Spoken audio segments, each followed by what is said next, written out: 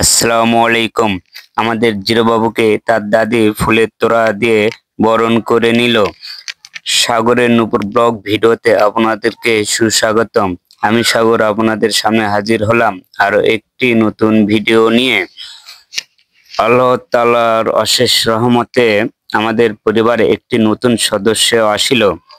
তাকে আমার শাশুড়ি আম্মু ফুলের তোড়া দিয়ে নতুন অতিথিকে বরণ করে নিল। আমাদের নতুন অতিথি জিরোবাবুকে নিয়ে তার আমু গুটুগুটু পায়ে গ্রামের চিকন চিকন রাস্তা দিয়ে আস্তে আস্তে হেঁটে বাসার উদ্দেশ্যে রওনা হলো।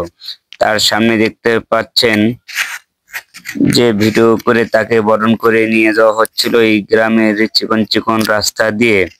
যেতে দেখতে পাচ্ছেন গ্রামের অনেক লোক দেখছিল যে এই ফ্যামিলির একটি নতুন সদস্য আমাদের গ্রামে এসেছে এবং এই পরিবারের আরেকটি সদস্য হিসেবে যোগ হয়েছে এই জিরো বাবু।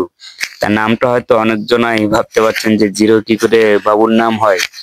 হ্যাঁ, আমরা নাম রাখার আগে ডাক্তারের কাছে গেছিলাম, তো ডাক্তার বলেছে বাবুটির নাম কি। তা আমরা তো ওখানে কোনো নামটা কোনো ফিক্সড করি নাই।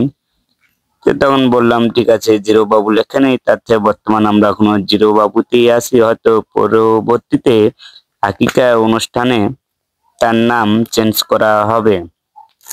এতে আমরা এখনো নামটা চেঞ্জ করিনি, তার আগে ভিডিওটা তৈরি করছিলাম, করায় তার নামটা এখনো জিরো বাবুই রয়ে গেছে, হয়তো পরবর্তীতে নামটা চেঞ্জ করা হবে। তে বাসায় এসে সেখানকার নিয়ম আচরণ কারণে যে প্রথম বাবুকে নাকি বাড়ির ঘরের উঠানে শুয়ে রেখে তারপরে আবার কুলে নিতে হয়, বলে নাকি সেটা বলে বাবুর পক্ষে খুব ভালো হয়। সেই হিসাবে আমার শাশুড়ি নিচে থেকে উঠিয়ে নিয়ে তাকে কুলে নিয়ে আদর করতেছিল এবং আপনারা দেখতে পাচ্ছেন যে বাবু কোলে এসে খুব আনন্দ যে তার দাদির কুলে উঠেছে এবং তার আব্বুর বাসায় চলে আসিছে, যে তার ঠিকানাই হবে এটা। হয়তো নানুর বাসা হয়তো 1 মাস 2 মাস বা 6 মাস পর্যন্ত নতুন বাবুরা থাকে, তারপরে চলে আসতে হয় বাবুর বাবার বাসায়। তো বাবুর বাসায় আসতে হবে, তার জন্ম ঠিকানা এটাই থাকবে।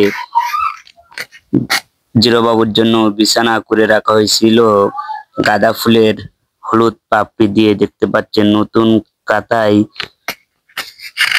ভালো পাপড়ি দিয়ে বিছানা করে রাখছিল যে জিরো বাবুকে শুয়ে রাখবে। তো জিরো বাবুকে ফুলের পাপড়ির উপর শুয়ে রেখে চাদর উঠিয়ে দিচ্ছিল, কিন্তু জিরো বাবু তো চাদর নিয়ে ঘুমাতে রাজি নয়।